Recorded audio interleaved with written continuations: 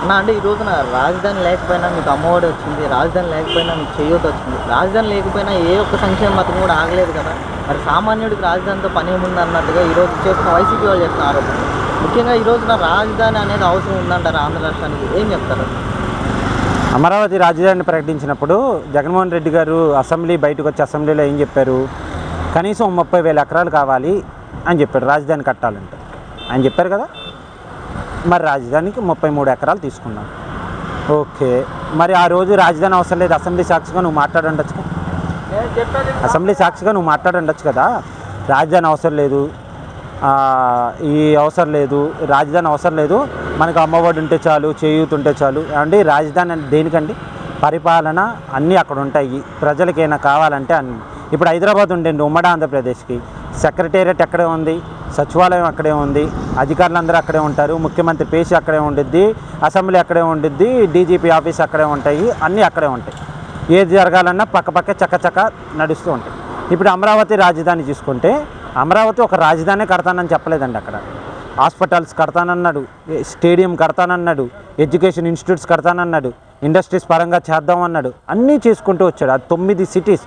దాన్ని నువ్వు ఆపేసి నువ్వు ఆ రోజు రాజధాని అవసరం లేదన్నప్పుడు నువ్వే అసెంబ్లీలో చెప్పచ్చు కదా.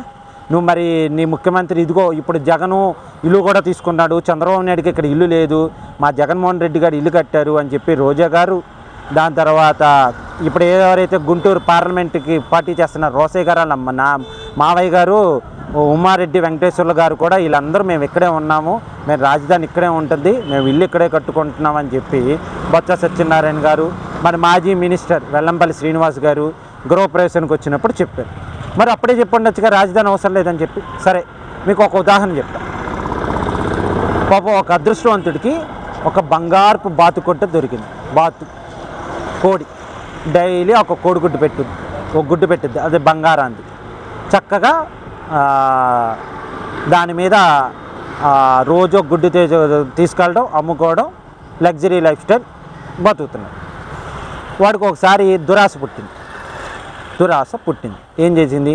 మేము ఒక కోడిగుడ్డు పెడుతుంది, అదే కడుపు తీల్చి చూస్తే ఎన్ని ఉంటాయి, అన్నీ ఒకే రోజు సంపాదించి కడుపు తీల్చి చూసాడు, ఒకటే ఉంది, కోడి చచ్చిపోయింది. వాడు సర్వనాశనం అయిపోయాడు. జగన్మోహన్ రెడ్డి గారు చేసింది కూడా అంతేనండి. బంగారు బాతుగుడ్లు లాంటి అమరావతిని నాశనం చేశారు. ఎందుకని అంటారా?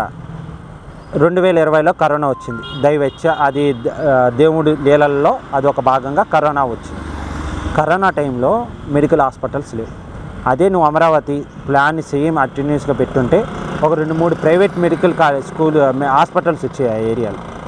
ఇంటెన్సివ్ కేర్ యూనిట్లు ఉండేవి, హాస్పిటల్స్, పెద్ద పెద్ద హాస్పిటల్స్ అన్నీ ఉండేది. ఒక జీవితమైన బతికేది. ఒక మనిషి జీవితమైన బతికుంటే వాళ్ళ పిల్లలు, వాళ్ళ ఆవిడో లేకపోతే వాళ్ళ పిల్లలు రోడ్డు మీద పడేవాళ్ళు కాదు. ఇంటి పెద్ద ఆయన చనిపోతే ఆ బాధ ఏంటి అనేది తెలుసా ఈ జగన్మోహన్ రెడ్డికి? వీళ్ళు ఏం చేశారు కరోనా టైంలో?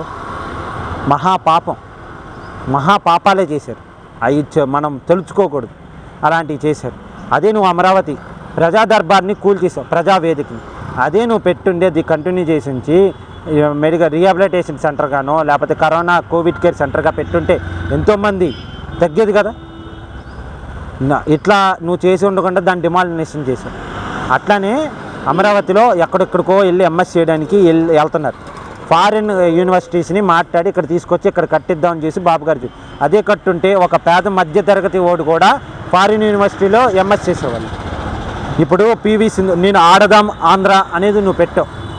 ఆడదాం ఆంధ్ర పెట్టి దాన్ని ఎక్కడో ఆడి చేసి మొత్తానికి తిమ్మింగ్ మమ్మలాంగ్ చేసి దాన్ని ఒక పెద్ద ఎందుకు చేసావు అనేది ఎవరికి అర్థం కాలేదు. ఆడదాం ఆంధ్ర ఎందుకు పెట్టో తెలియదు. అదే నువ్వు ఆ స్టేడియం అక్కడ పెట్టుంటే క్రికెట్ అకాడమీకి డెవలప్ అయ్యేది. ఎంతోమంది మండల్ లెవెల్లో ఆడినోళ్ళు, డిస్ట్రిక్ట్ లెవెల్లో ఆడినోళ్ళు, స్టేట్ లెవెల్లో ఆడేవాళ్ళు అక్కడ అందరికి వచ్చేవాళ్ళు. రంజీ టీంలో ఆడేవి, ఐపీఎల్ జరిగేది, నీకు రెవెన్యూ వచ్చేదిగా అక్కడ. అది పోగొట్టుకున్నాం. అది అక్కడ కన్స్ట్రక్షన్స్ అన్నీ జరుగుతుంటే పెట్రోలు, డీజిలు లేకపోతే సిమెంటు, ఐరన్ కొన్న మూలంగా జిఎస్టీ వచ్చేది కదా, స్టేట్కి రెవెన్యూ జనరేట్ అయ్యేది కదా, చుట్టుపక్కల లివింగ్ వుడ్ పెరిగేది కదా. అమరావతి అదంతా నాశనం చేశారు. అక్కడ భూములు కొనుగోళ్ళు అమ్మడాలు జరిగేవి కదా, నీ గవర్నమెంట్ కూడా స్టాంప్ డ్యూటీలు వచ్చాక అది నాశనం చేసాం. నీకు రేట్ రావట్లేదని చెప్పి, స్టాంప్ డ్యూటీలు రావట్లేదని చెప్పి 5 సార్లు ఇది పెంచు, మార్కెట్ గవర్నమెంట్ వాల్యూ పెంచు. అట్లా పెంచకుండా ఉండుంటే ఈ పాటికి రిజిస్ట్రేషన్లు అన్నీ బాగా జరిగేవి కదా. అక్కడ ఏం చేసావు, పేదలకు ఇల్లు లేవని చెప్పి కడితే అవన్నీ ఆపేసావు. అప్పుడు ఏం జరుగుతుంది అక్కడ? మళ్ళీ దాని మీద నువ్వు ఒప్పు తెచ్చుకున్నావు అనుకో. సో అట్లాంటి బంగారపు బాటుగుడ్డు లాంటి అమరావతిని ఆ అబ్బాయి దురాశతోటి చేసాడు. ఇది ఎవరి కోసం చేసావు? ప్రతి ఫ్రెండు అవసరమేరా, ప్రతి ఫ్రెండు అవసరమేరా, రా రా రా రా పక్కన కూర్చో అన్నట్టు కేసీఆర్ కోసం నువ్వు చేసినావు. నీ అక్కడ ఆస్తులు కాపాడుకోవడం కోసం, హైదరాబాద్లో ఉన్న నీ ఆస్తులు కాపాడడం కోసం, హైదరాబాద్లో ఉన్న నీ పార్టీ వాళ్ళ ఆస్తులు వాల్యూలు పడిపోకుండా ఉండడం కోసం అమరావతిని సర్వనాశనం చేశారు. రేపు వచ్చేది బాబు గారే, మళ్ళీ అమరావతి చేస్తారు, డెవలప్ చేస్తారు. ఒకటే రాజధాని ఉంటుంది అమరావతి. నువ్వు కాదు, నీ తరం తర్వాత ఒక్కటి చెప్పుకోవాలి, హైదరాబాదు డెవలప్ చేసింది చంద్రబాబు నాయుడు గారే. అది నీ ఫ్రెండ్ కొడుకే చెప్పాడు, నీ బెస్ట్ ఫ్రెండ్ కొడుకే చెప్పాడు. కేసీఆరే వాళ్ళ అబ్బాయి చెప్పాడు. మీరేం చేసింది లేదు చంద్రబాబు నాయుడు. రేపు అమరావతి కానీ ఆంధ్రప్రదేశ్ డెవలప్మెంట్ కావాలని ఇవన్నీ కాదబ్బా. కోవిడ్లో వ్యాక్సిన్ కనిపెట్టిన జులూం వ్యాలీ ఎవడు పెట్టాడు? చంద్రబాబు నాయుడు. ఇక్కడ హైదరాబాద్లో వైజాగ్లో మెట్టెక్ జోన్ పెట్టాడే.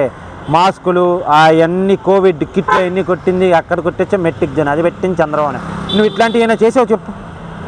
అదే అక్కడ ఏం చేశాడు నీ ఫ్రెండు? అక్కడ యాదాద్రి ఛానల్ ద్వారా 8th క్లాస్ వాళ్ళకి, 9th క్లాస్ వాళ్ళకి, 10th క్లాస్ వాళ్ళకి మ్యాథ్స్, సైన్స్, సోషల్ సబ్జెక్టులు చెప్పారు. నువ్వేం చేసావు? టీచర్ల చేత ఈ క్లాస్ రూముల ద్వారా పెట్టించు. నువ్వేం చేసావు? ఇక్కడ మందు షాపుల దగ్గర ఉపాధ్యాయుని నుంచో పెట్టావు. అది చూసారా? ఈరోజు ఇక్కడ ఆంధ్రాలో ఎడ్యుకేషన్కి పాస్ పర్సంటేజ్ మన 10th డ్రాప్ అవ్వడం కాను ముఖ్య కారణం జగన్మోహన్ రెడ్డి గారే. ఆయన తీసుకున్న అలాంటి ఆలోచనల మూలంగానే ఒక బంగారపు బాతుగుడ్డు లాంటి ఆంధ్రప్రదేశ్ని సర్వనాశనం చేసింది జగన్మోహన్ రెడ్డి గారు అండ్ టీం.